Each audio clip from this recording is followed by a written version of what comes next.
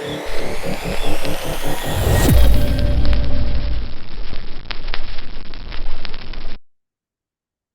morning, everyone.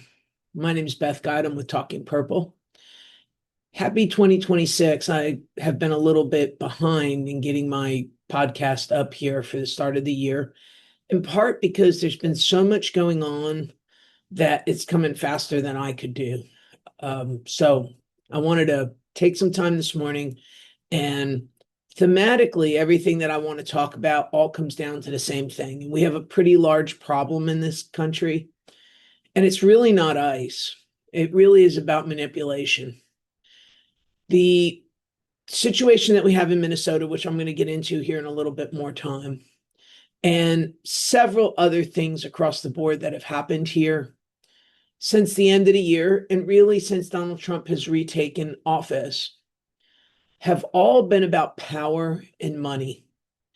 And what I mean when I say that we're being manipulated is that social media, which really has become what I think is the causes of a lot of our problems, and really what the focus point of this show is going to be, is that we need a place where you can get the truth about things. Between AI, as much better as that continues to get, between manipulation, between social media and its algorithms, it is next to impossible to be able to get the truth on just about anything at this point. Even research causes problems because you don't know what's real and what's not. So since the beginning of the year, we've had a lot of, I have a lot of political clients, and I've noticed a stark trend, and that's bad too. So those are what I want to kind of talk about today. And I do want to talk about it in the context of Minnesota and what's happened. So we, as a people, I think, as I said, are being manipulated. So we had this whole story about the Somali daycares, billions of dollars missing, taxpayer money being misappropriated. And that's a bad story. It's bad for the country. It's bad for America. It's bad for immigrants that want to be here legally. And, really, I don't know that we want to rebuild Somalia in Minnesota. And it's unfortunate because we have Congress people that are so steeped in the corruption and the lack of not willing to be able to do the right thing for the country. I think it becomes really hard. And the average American, they don't know what to believe. They get these little drive-by clips. And I will say myself that, for the month of December and early January, everything's been a drive-by clip. I've been drinking from a water hose with my business, with running political campaigns, with primaries just a few weeks away. It's been crazy. So what I want to say on this is that we had the whole Somali story. And the next thing you know, you have this good woman getting out of a car, or her wife getting out of a car with a camera, her getting shot in the face by an ICE agent because she tried to run him over, or maybe tried to run him over, or allegedly tried to, I don't know that. I know that if I put myself in the middle of a law enforcement action, chances are going to be pretty good that I'm going to get hurt. So we had that happen. So, and notice this is all in Minnesota, the place where the Somalis took over. And and we have this Tim Walz guy that we dodged a bullet with of being vice president, which shows you how awesome Kamala Harris's character judgment is. So this crazy is going on in the state of Minnesota. But really, I think it's obfuscation for what happened with the Somalis, because you notice they're off the front page.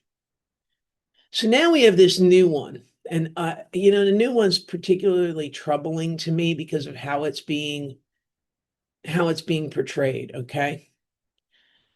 This guy was an RN. And he went and he helped vets in the daytime. And then what? He's going to go against ICE agents at nighttime, who probably a lot of them are vets. I mean, the story is kind of, feel bad for this guy. I think Americans don't want to see people being gunned down in the streets. Okay. So there is that.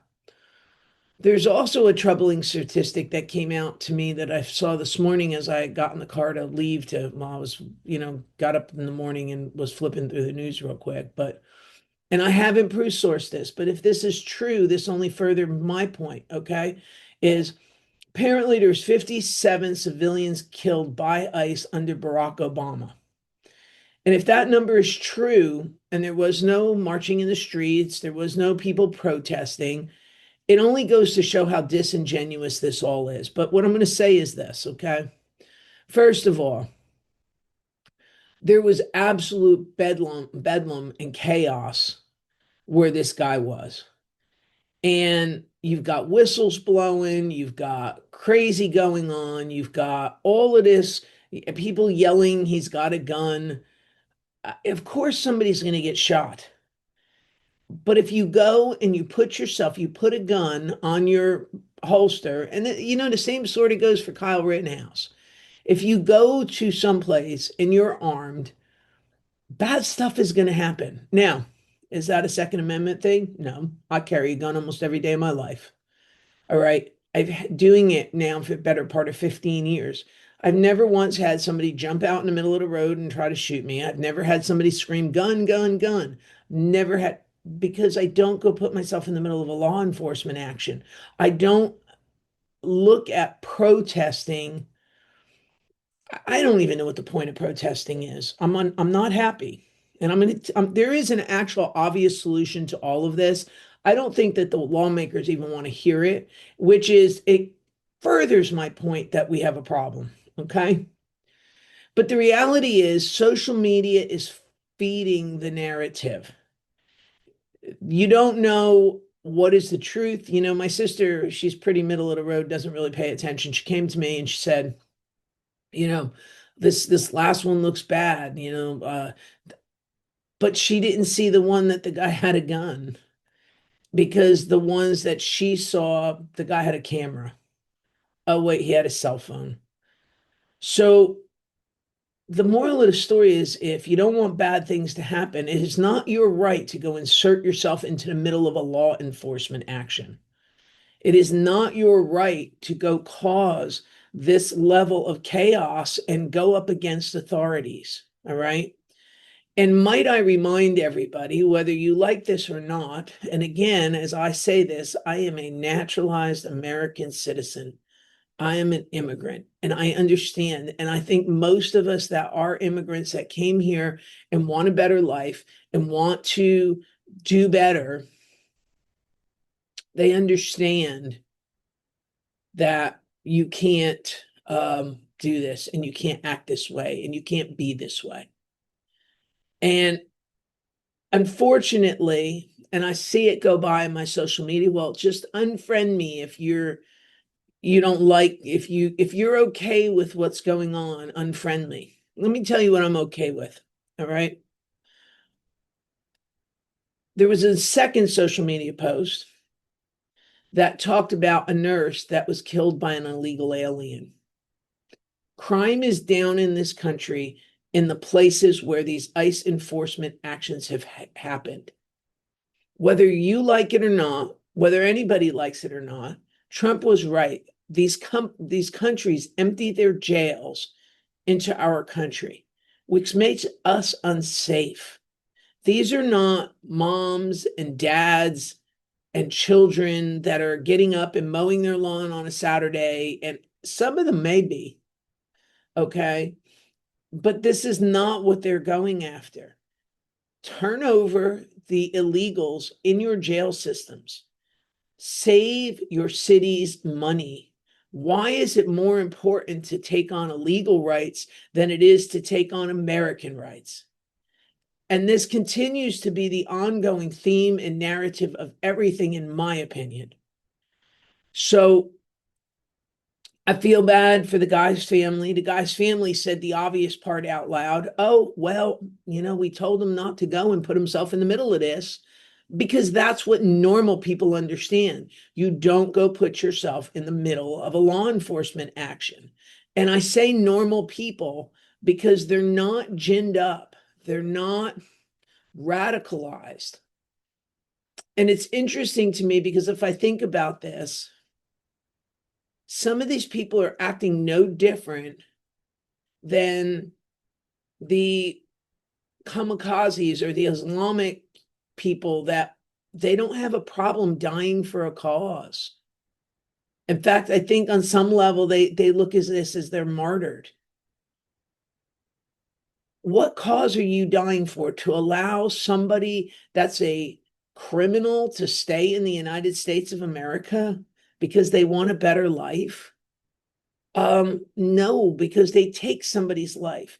You're just fortunate that your family hasn't been a victim of this situation yet. You're fortunate that it's not your family or your children that are having these problems or your little girl that's murdered. And I think this is where we are out of touch with what the reality of these situations are, but it's because that's what we're being fed. 57 people were killed under a Barack Obama, and I guarantee you don't even know what happened. But every person that gets in the middle of this that has a problem, the next thing here we are, we're marching in the streets, we're staging protests, we have Discord channels going out and telling people to do this. I think the lieutenant governor of Minnesota I saw go by saying that she was involved in this and ginning it up. And I had this thing here in my little town here that I live in. I live in a town with maybe 50,000 people, which I say little town. It's a suburb of Houston. It's a little enclave-ish kind of area that we're all, we've always said it was a bubble. It's somewhat protected. It's suburban America. We had 100 people bust in, and I said, oh, well, these people were paid. And everyone even went bananas. Well, no, I was in the crowd. I mean, yes, okay, we had 15 citizens in the crowd that lived here. Maybe they're not paid, maybe they're just organized. And that's the other comment that I keep hearing. I can't believe how organized they are. Well, if they're organized, that's sort of starting to function like a insurrection-y militia on the left. I mean, I'm sure you guys don't want to hear that, and you all think it's an organic effort. No, it's people in power. And you ask, why are they doing this? Because it worked so well in 2020 to defeat Trump, and now we have a midterm election coming up, and they know they can't win on principles.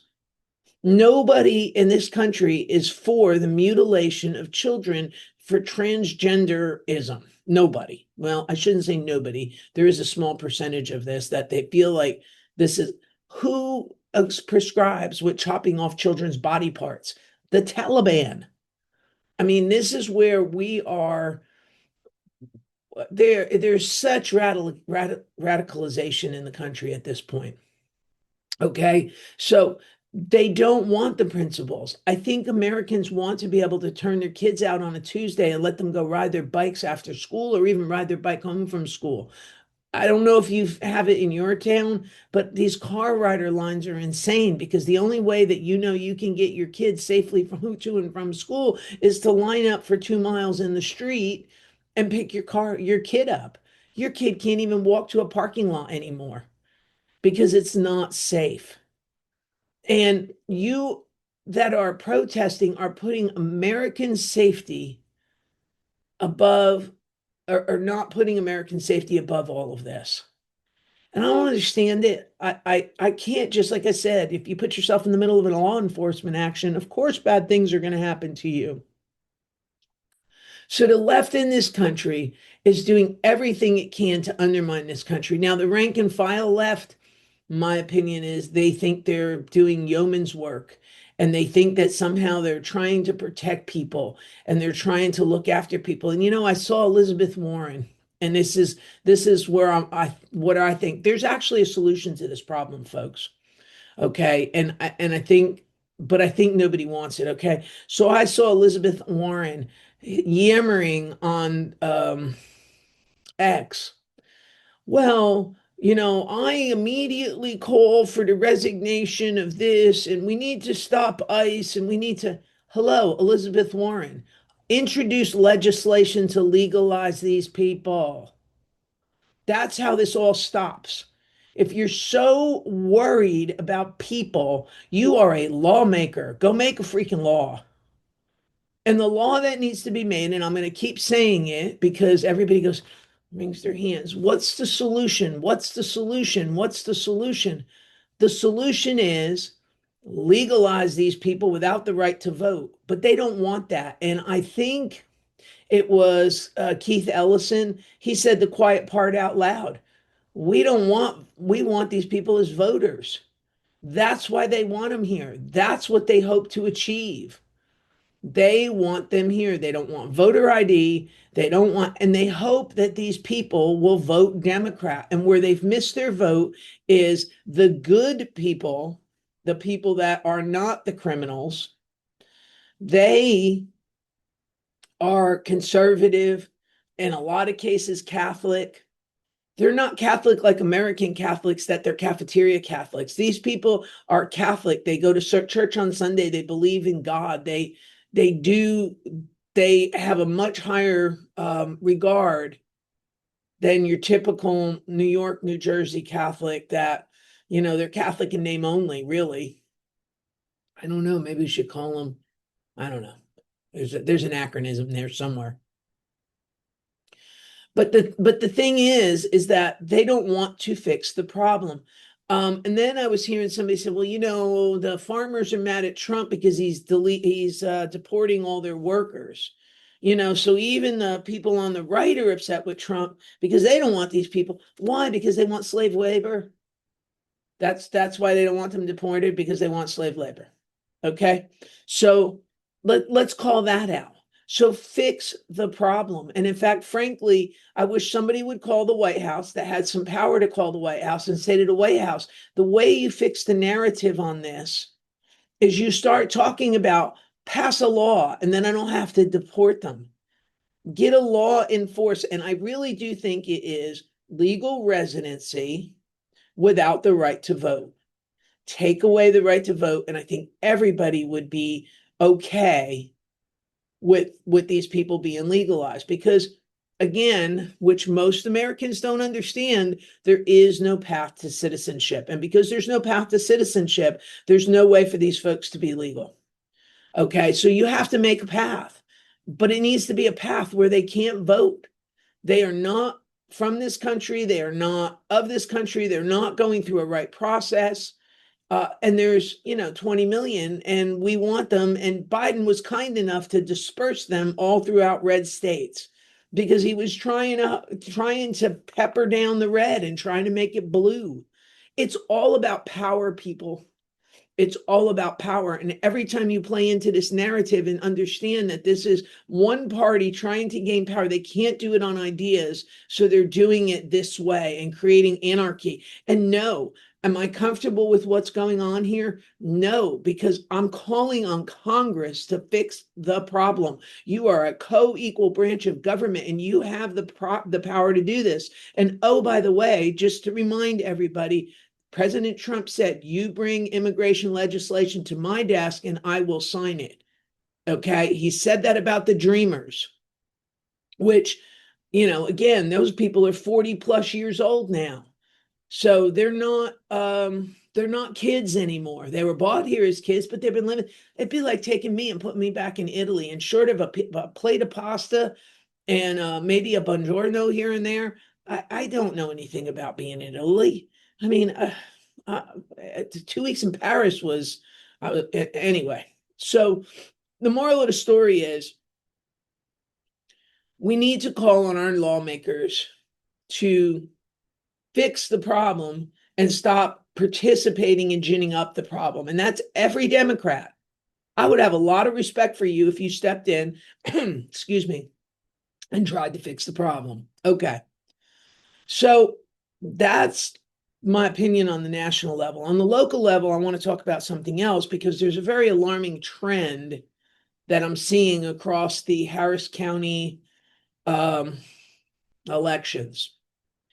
It seems like we have a new campaign strategy for everybody. And the new strategy is this: say whatever you want. Nobody's going to believe you. Nobody's going to vet you. We can lie all we want. And that's the way it is. So all these incumbents or all these people running, instead of talking about the issues and give voters choices, all they're doing is slinging mud. And I'm going to tell you, I don't know who knows who Jessica Steinman is and who isn't, but she's running up here for Luttrell's seat in Montgomery County. They keep making up stuff, and all they're doing is lying. And it's one particular political consulting company, I think, that's doing a majority of it, because what they know is what I keep saying, which is say whatever you want. If you can get some traction in social media on it, it becomes the truth, regardless of whether it is or it isn't. So let me just say this about Jessica Steinman. Jessica Steinman has worked for years with President Trump, and she worked with him from 2020 to 2024. She is one of the smartest, brightest conservative minds in the country. So to throw any mud at her, to come at her in any way that's less than the truth, is completely, I don't even know what the right word for it, because it's morally bankrupt. I have the same thing going on in the Dan Crenshaw campaign. This Toth idiot up in Montgomery County that's running against him. I don't know what the guy's for. He says he's for closing the border. Well, maybe he needs to get in his car and drive to the border and see the borders closed. Okay. He has voted multiple times and multiple occasions to flood the community that I live in. Now, some people say I'm being hyperbolic when I say that. I don't know. He was told, vote for a bill to dredge these people. It's not going to cost the taxpayer money. In fact, if anything, it's going to make money. His answer was, let the SJRA do it. The SJRA has no authority over Lake Houston. It belongs to the Coastal Water Authority. It belongs to the city of Houston. So his answers back to the community are not the truth. When you go to him and you tell him, excuse me, Mr. Toth, this is not the truth, he tells us we don't know what we're talking about. No, we have been living on the front lines of this now for the better part of 10 years. Well, actually, if you've been here since 94, it's even longer. Okay, but let me just say that. And again, my community, which he has not even allowed me to address him, my community did not flood because of the SJRA. But he told me it did. So I guess I must believe him because he did. He is making up lie after lie after lie. Okay. So lie number one, that I found this kind of reprehensible. Okay. It's saying that Crenshaw allowed the people that shot the two National Guard people up in Washington. He voted on legislation that allowed them into the country. That was a bipartisan bill. The entire Congress voted to allow the Afghan people that had been loyal to us, that were working as translators, into the country. Okay. What happened is feckless Joe Biden proceeded to take that law, co-opt it, and let in a whole bunch of people that shouldn't be here. So instead of putting blame in the right place, oh, by the way, did I mention that Dan Crenshaw lost his eye in Afghanistan because his translator happened to step on a landmine, blew up, and blew out his eye? And like, to hear him describe it, it was like being hit with a hot buckshot all over his body. All right. So to me, that's reprehensible that somebody that fought in the theater, this guy is a pool guy in Montgomery County. I don't even know that he's ever served. I haven't really seen him stand up and say he served. So if he served, maybe he's got a position to speak from. But I know that Congressman Crenshaw served. I know that Congressman Crenshaw is a wounded vet. So they keep lying about that. We have a radio host here in town that has made it his life mission to seek and destroy and just say things. He was friends with Crenshaw. Apparently, and I haven't seen this, so I'm going to say apparently, they had a text exchange about Crenshaw not spending money on that guy's radio station that he went and bought a TV buy first, was coming back to the radio, and before he could, and the guy cut him off and has just been all he's been doing is bad talk and mouth talking him. I mean, it borders on pay to play. So you're out there lying and talking about all this stuff when it's not true. And because you had a financial interest in this or wanted a financial, and he didn't do it the way you said. There is a political consulting agency that seems to be their MO for everything. That seems to be, hey, if we sling enough mud at somebody and make them look stupid. I saw one go by this morning for Mays Middleton, and I actually am a little bit disappointed in that because it was talking about Chip Roy. And I have to go proof source that thing because I listened to it and I was like, it was so egregious. It sounded stupid. And it kind of sounded against what I would think, but I'll be back with you on that one because it was sort of offensive. And I know Mays Middleton. I expect more from him. But all we have is lie upon lie upon lie with the hope that it gets in social media, it makes people feel a certain way, and it casts a vote a certain way. And it's all about power and money. It's not about what's best for you, what's best for your community. What I appreciate is somebody like Helen Zhou, who's running against Jean Wu. And she is so down to earth, and all she wants is a better opportunity for the people that live in Sharpstown. That's the kind of people that we should aspire to be. Crenshaw has done an outstanding job here in Kingwood. He's done an outstanding job for his district. And the things that they're kind of trying to hang around his neck, they're not even accurate, but B, understand Montgomery County is full of builders and economic advancement. It's a somewhat, I don't want to say uninhabited because it is inhabited, but it is a lower population. It's nowhere near as dense as Harris County. And the builders are up there building like fiends, and they want no building codes. They want a congressman that doesn't honor building codes, that says, oh, well, this government authority flooded your house, not a building company that came in and elevated property 15 feet above my neighborhood. So I don't. This is a whole new way of having political campaigns. Who can just make up the best lies and get them to stick on social media? And I don't think that's the right way to do it. And I wish, I don't know if I want to say I wish. I would hope that we could get back to what are facts and what is real and stop this. I hate to say mudslinging because it's really much more insidious than mudslinging. Mudslinging just, to me, it doesn't even touch the tip of the iceberg. It is a coordinated effort to get lies into social media and then amplify them in the hopes that people just feel that way, that that's how they feel. And the answer is obvious. Just go in the social media and fight it the other way. And just, well, now I'm just going to say stuff about you. This Toth guy has an ethics complaint.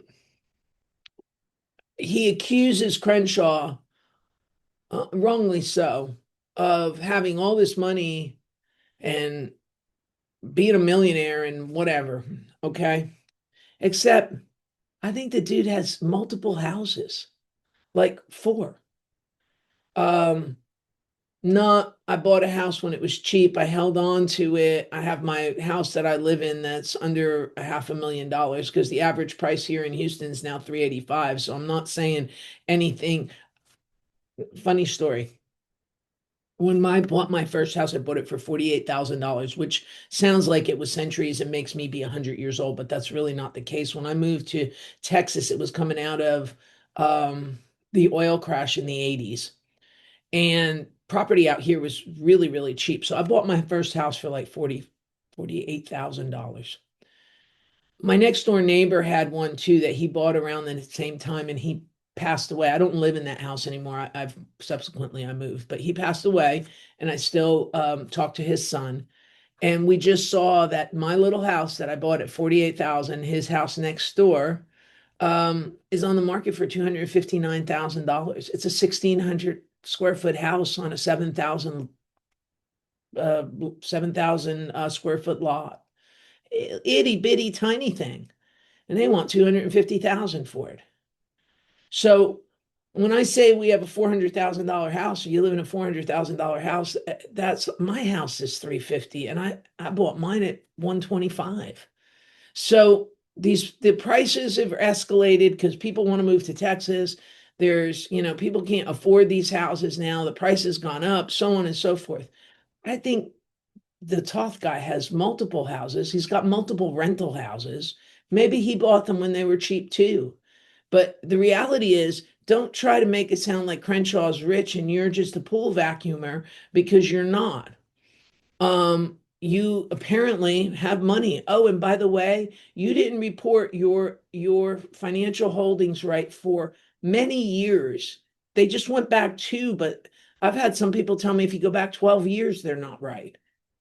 So did I look at that? No. That's just a word on the street, is that it's 12 years wrong, that you didn't report your wife's income from your pool company. There's lots and lots and lots of complaints going on here. And don't say what you want to do. All I know is you voted against flood mitigation for Kingwood. You voted against flood warning systems that would have saved all those little kids out at Camp Hope. You voted against that. All right. So don't lie and make up things and go dredge up the past and all this other crap.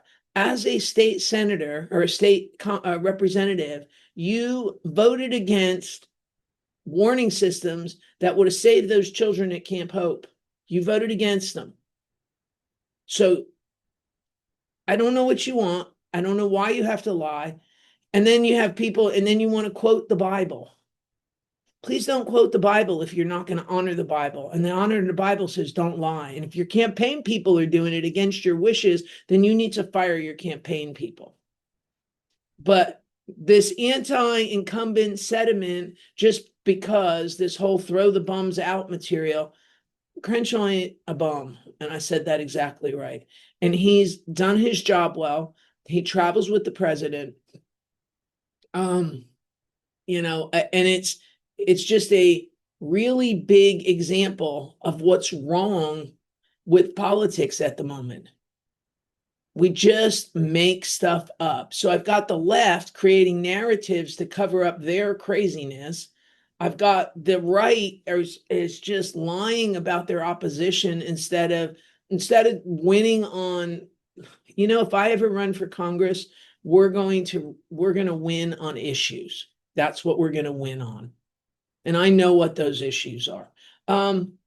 My Harris County judge race, we kind of have the same thing. We can go out, we can talk about Marty Langton and talk about his sex scandals and his sexcapades and his affairs. We can talk about all of those things, okay? Because they all happened. I've got the documentation on my desk. All right. But on the other side of the coin, why don't we talk about what we can do and what we are doing? So I've got Lynn Hidalgo downtown, and I've always had a double-edged sword for Lynn Hidalgo, because Lynn Hidalgo was one of the few people that came and helped my neighborhood. And that, to me, that's something I'm never going to forget from her. She did the right thing, and she took on Rodney Ellis to do it. And being young and being new and being willing to do that. But that aside, okay, so she had no experience. Her lack of experience and her degree of which she can be manipulated was great. Okay. So I can't put somebody back in the Harris County judge role that has no experience. You can't do that. Okay. And that means that this Langton guy, he's got a lot of problems.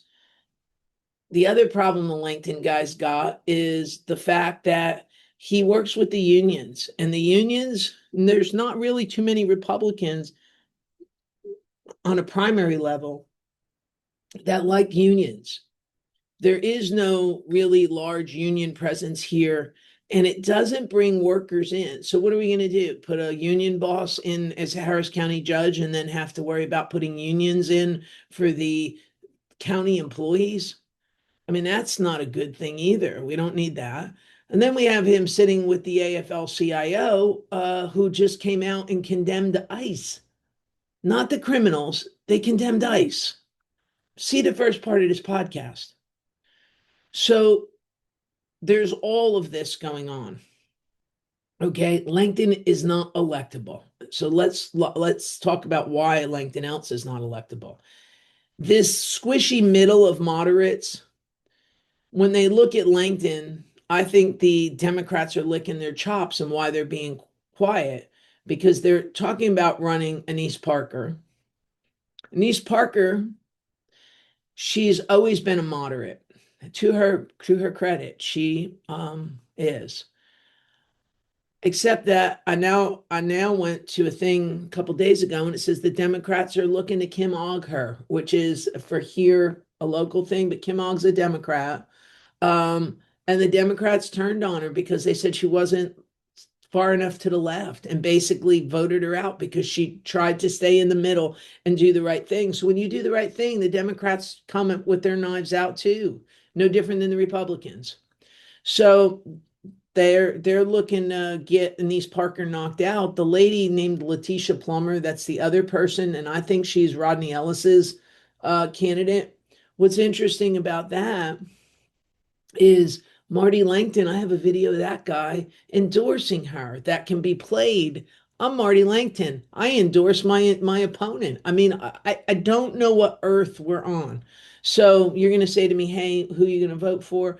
I mean, Orlando Sanchez, solid candidate. I do work with him, so full disclosure, but I picked the one that I thought to work with. And I mean, I had a lot of them that came to me and asked me to help them. Um, I feel like I picked the right candidate to try to help pull because I think that's what's best for Harris County. The other people, a couple of them, they're fine people. Warren Howell, good guy. Eliza Dutt, very nice lady.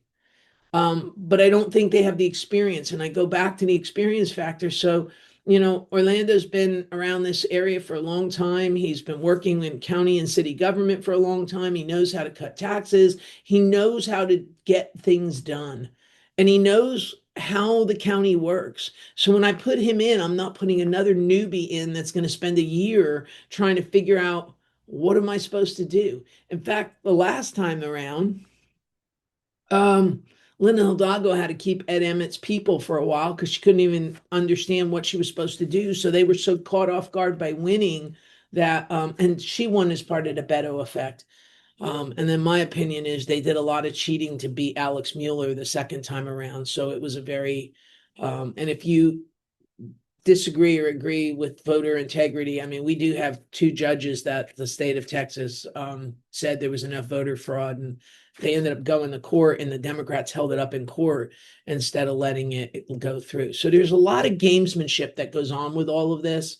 All right. So, I think Orlando's a solid guy. I think he's a solid candidate. I think he's the only one that can, win across multiple sets of people. He's got a really big following with he's got his whole own Latino pack. So he's somebody that can represent all people and do it in a great way. And he has the experience. So, but I don't want to keep talking about Marty and his sex life. All right, granted, Marty's Bill Clinton. All right, he's Harris County Bill Clinton, but that doesn't make him qualified to be the judge. But I don't think it's enough to disqualify after all these years of they elected President Trump. Okay, regardless of what you think about Trump and what you think about, look, the guy was a playboy in New York for years. I mean, we all know it. Anybody grew up in the New York City area, who cares? He's really good at his job. All right. So country's good, gas prices are good, prices are coming down. Things other than this constant commotion that the left has learned that they can cause to and then have a political impact from doing it. Other than that, overall, we're all in pretty good shape. So this is the only thing they've got in the playbook. It is horrible how social media is being co-opted to promulgate lies, and you cannot tell the truth anymore. So I'm going to I'm going to try to do a better job of getting these out faster. But I'm going to try to do this on a better, because we have to have a voice of truth. We have to have common sense back in. And I went to a Christmas party and I over the holidays, and I think I'm going to start using this. I think our tagline is going to be making sense common again. And I think that's a very fair statement, is that, we need to have common sense, and we need to be educated, and we need to figure out where we're going to get a source of truth, and then trust that source, that it's not biased and it's not taking money. And I promise you, I'm not taking money from anybody. I am my own person. I will never take money from people to get on a microphone and represent how they think or what they feel or what they say. I've been fully transparent with any of my own customers, but I'm not taking people or doing things. I'm not a gun for hire. All right. I will help you, but you have to have the right principles and the right, I don't know what's the right, you just have to have you have to be morally correct. I don't care if John Cornyn walked into my office and said, Beth, I need you to help me. I would never help John Cornyn. John Cornyn would be the last person probably I would ever help, because that guy, he's another one that can get on the TV and just walk around. Well, I helped President Trump. No, you didn't help President Trump. Everybody knows that you were part of the Gang of Eight or whatever the heck you were, and you were trying to do amnesty. At least you were trying to do something. Maybe I can say that. But you were not what we wanted. You weren't the person that we were looking to help. So no, John Cornyn, don't go and say you were standing next to Trump and helping him fight the border and think that we're all so stupid. The problem is that would have played in the regular election. It's not playing in the primary. Okay, because we all know better. The Republicans know better. They know you're a rhino. So I don't care if you spent $70 million.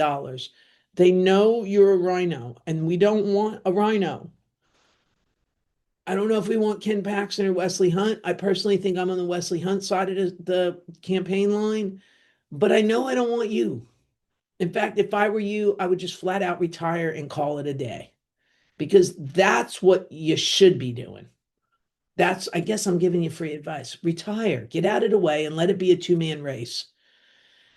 Anyway, I think that's all I have to say for right now. And we'll start there. So again, Happy New Year. I know I'm at the end of the month and I'm probably, running way late here on this. I'm going to do a better job in February of trying to get these back out to weekly again. But I'm tired of the lies. So anyway, this is Beth Guide with Talking Purple, and I'll see you next time.